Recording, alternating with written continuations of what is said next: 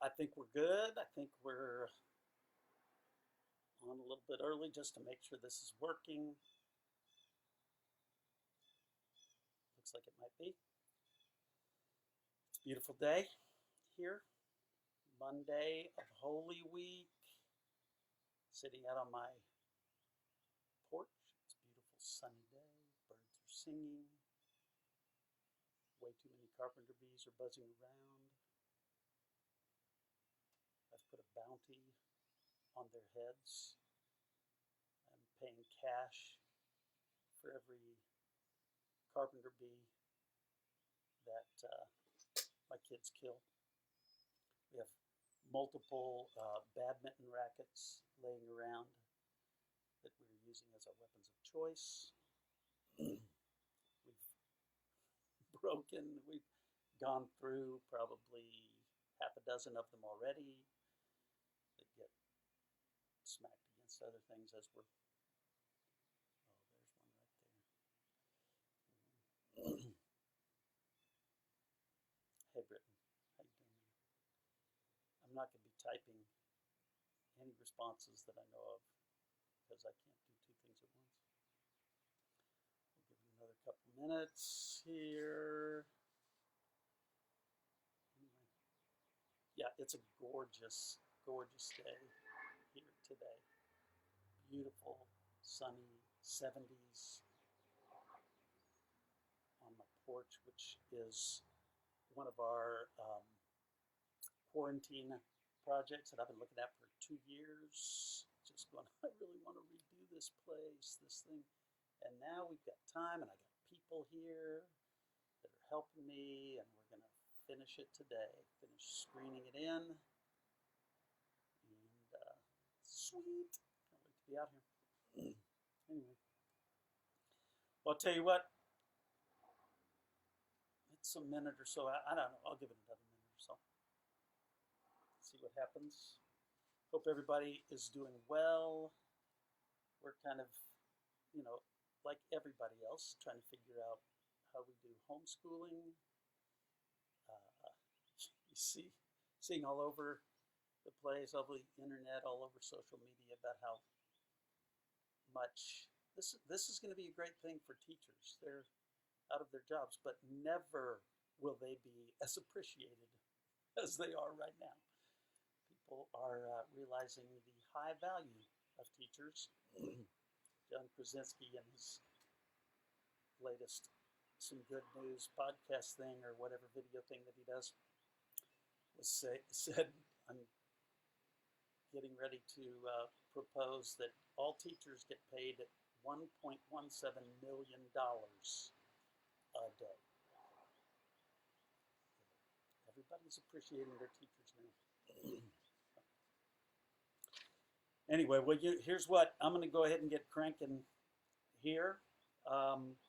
This is our, I guess, basically our second edition of our kind of Meditation Monday, just soul care check-in, just wanting to, like so many other people are doing, use the power of the internet and a way to stay connected with folks, check in with folks, give you some thoughts on kind of where we're at, how we're processing this thing. You keep hearing everybody talking about unprecedented, how unprecedented this time is. And I mean, I think it's really hard to get our minds around the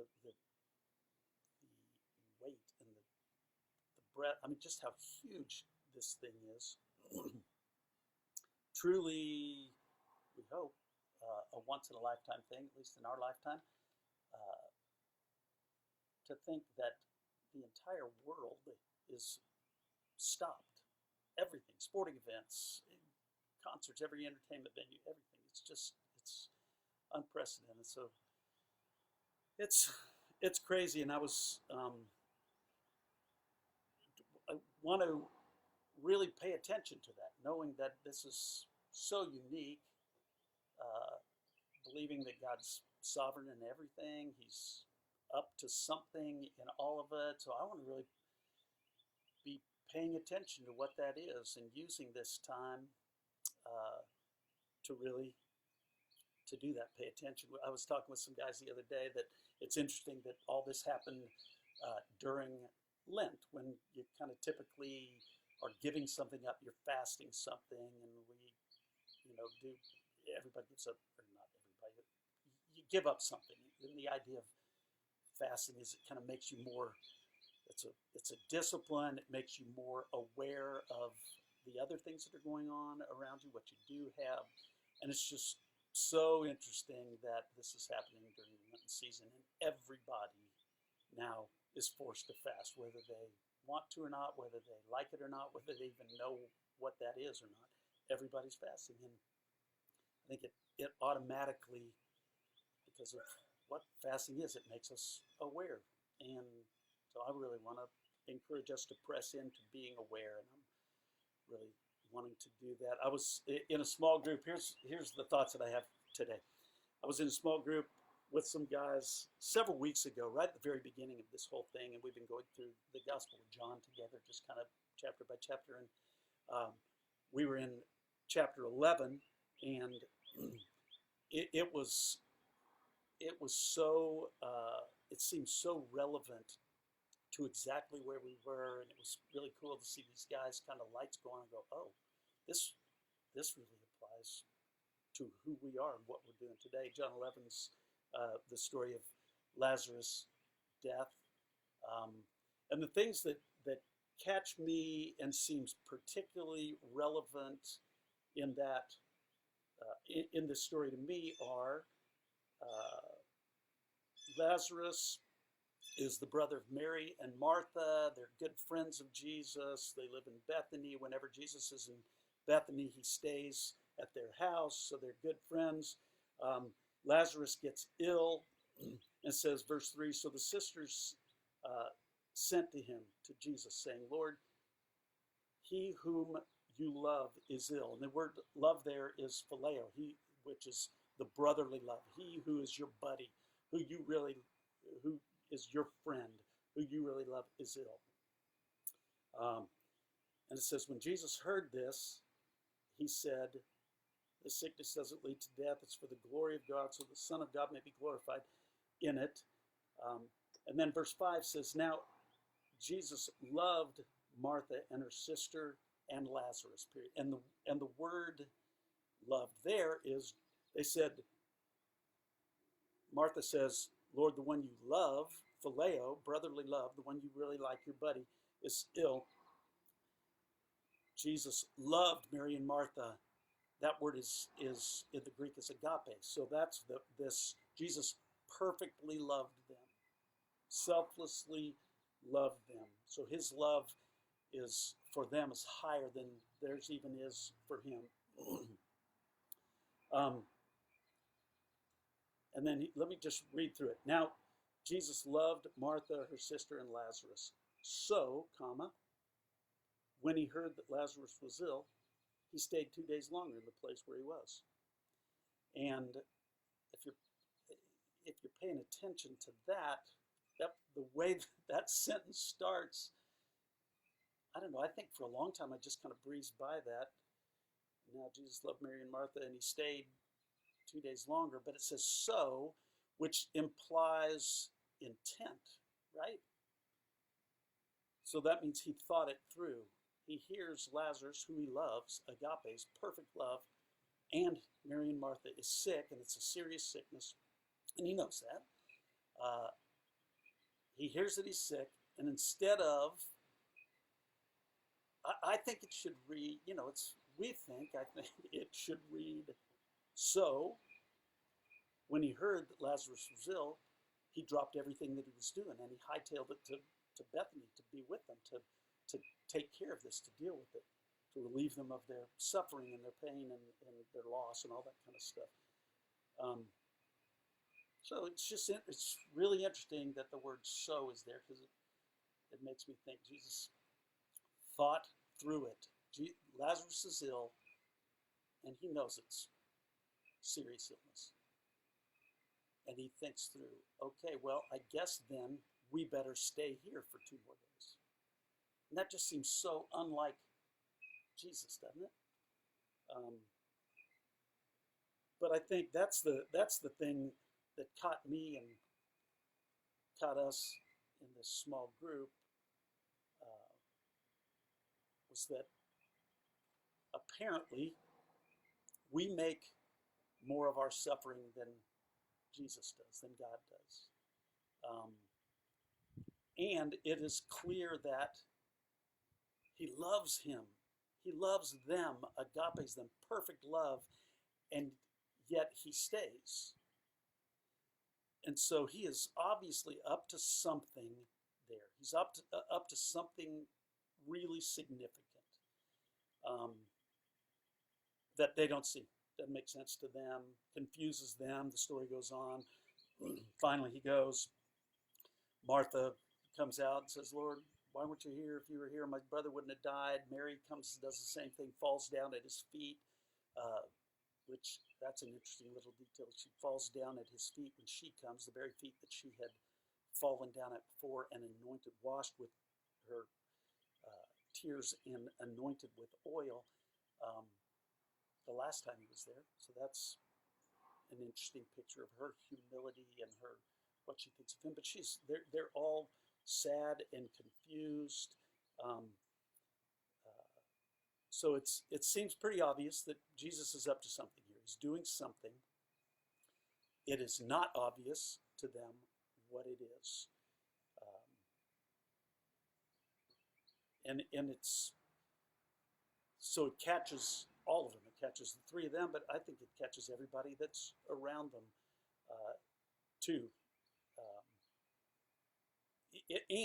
Jesus is not cold and distant and removed. It says several times he was troubled and he was moved in his spirit. And those are really strong words that are like troubled to anger and blame, and moved in his spirit, deeply moved. Like peace is removed from him, which is crazy to think that peace would be removed from Jesus, but that's how deeply he feels this and experiences this with him, and yet he's still not showing up. And even when he walks there and gets there, he waits outside.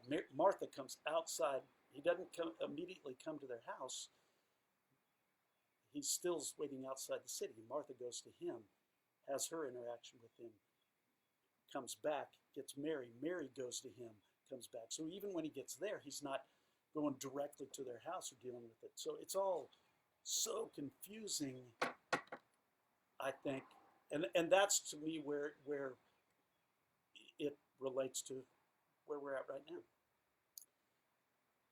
I think everybody that I talk to believes God's clearly up to something.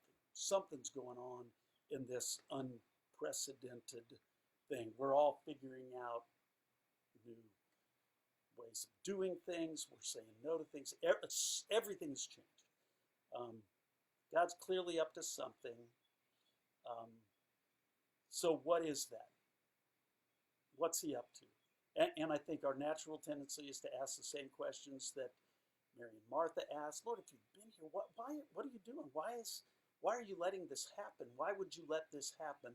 And then even when Jesus comes to him and they see him weeping and they see his distress over this whole thing, part of the one response is, oh, look how much he loves him. And it's like, yes, he absolutely does. That's crystal clear. But then the other half of people are going, yeah, but he could have done something about this. He could have stopped this, couldn't he? I mean, he opened the eyes of blind men. He could have done something about this. And the answer is yes. So everybody's in this state of confusion. And I think that's where it kind of connects with us, is we don't, what's God doing? I don't know. I think he's up to something.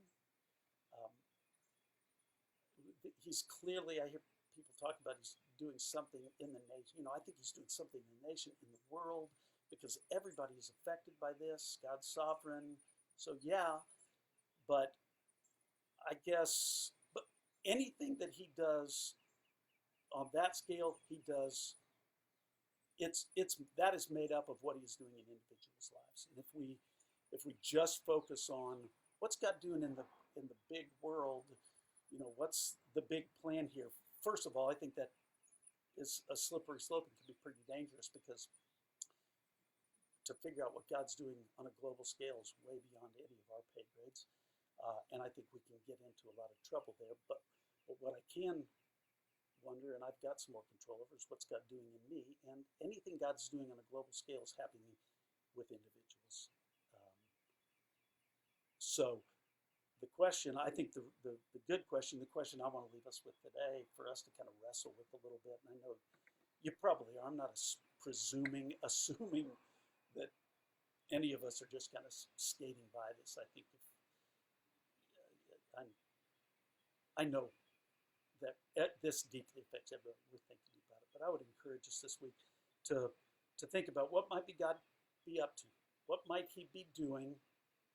Don't waste too much time thinking about what God's doing on a big global scale. I think the question is, what might God be doing in you? What's He doing in your heart? What kind of things might He be wanting to change? I'm spending a lot of time thinking about that. There are new habits being formed. We've said no to so many things that we never would before. We haven't said no, they have said no to us. There's new normal all around us. I would encourage us to think a lot about that and to write this stuff down, to journal. One of the things we're trying to do with the kids is have them journal. That's part of their homeschool every day, is to journal something. And our encouragement to them is write something about what's going on here, because this is just a crazy once-in-a-lifetime thing. And write with, our challenge to them is write with your kids in mind. What do you want your kids someday to know about what you are experiencing in this crazy COVID-19 world that we're living in?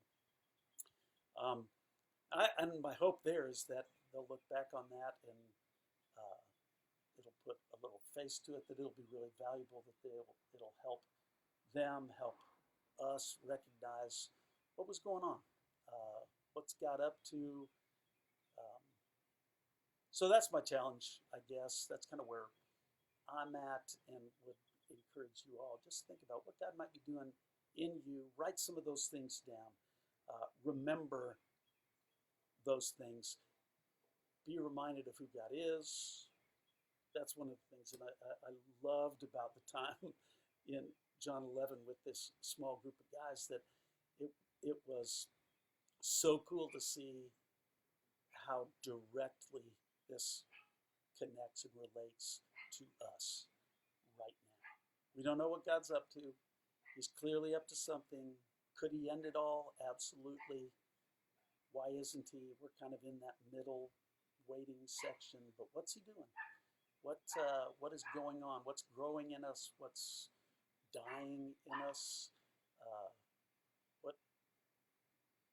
What's He up to? Let's pay attention to that. Let's write that down. Let's be encouraged by that. Encourage other people with it. We've got resources that are on our website and our social media that we're trying to put together, just to kind of help if that's helpful to folks, to help us kind of think through it on a daily basis. You can look at those things. So our website is collegiateabbey.com, and it's called Next Step Resources, just to help you do that. But we'll be back on Monday. Grateful for you all. Thanks for tuning in. Thanks for either tuning in live or watching this later if you're doing that. Hope that it's an encouragement and a challenge to you. Know that we are grateful for you. We pray for you, and pray that we would experience more and more of God, even in our confusion and in our challenge and suffering and all the crazy stuff that's going on around us, and that we could then also be an encouragement to folks around us. So we will wrap it up now, and see you next Monday.